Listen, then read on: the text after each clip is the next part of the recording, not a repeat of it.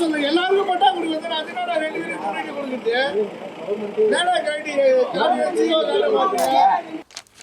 இப்போ இது போன்ற பிரச்சனைகள் தொடர்ச்சியாக வந்து தமிழ்நாட்டில் இருந்துகிட்டே இருக்கு. இது வந்து அரசோட கவனத்துக்கு நாங்கள் எடுத்துட்டு வரோம். தயவு செய்து அனைவருக்கும் இலவச பட்டாவை, இது வந்து எங்களோட உரிமையை தான் நாங்கள் கேட்குறோமே தவிர்த்து இலவசம் நாங்கள் எதுவுமே வந்து கேட்கவே இல்லை.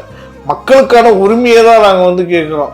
எங்களுக்கு வந்து ஃப்ரிட்ஜு கொடுங்க, டிவி கொடுங்க, அந்த மாதிரியான எந்த ஒரு இலவசத்தை எதிர்பார்த்து நாங்கள் வந்து கேட்கல. நாங்கள் கேட்குறதெல்லாம் எங்கள் வாழ்வாதாரத்துக்கு ஒரு அங்கீகாரம் கொடுங்க தான் நாங்கள் கேட்குறோம்.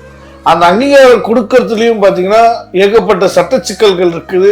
இந்த சட்ட சிக்கல்களை சட்டமன்ற உறுப்பினர் அவர்கள் பார்வைக்கு எடுத்துகிட்டு வரோம், தளபதி அவர்கள் பார்வைக்கு எடுத்துகிட்டு வரோம். இந்த ஆட்சி மக்கள் நல்லாட்சி செய்ய நம்புகிறோம். கண்டிப்பாக வந்து இதுக்கான பிரச்சனைகளை ரெட்டிஃபை பண்ணுவீங்க நம்பி இந்த காணொலி தெரிவிக்கிறோம். இந்த காணொலி சிஎம் சார் வரைக்கும் போகணும் நம்புகிறோம்.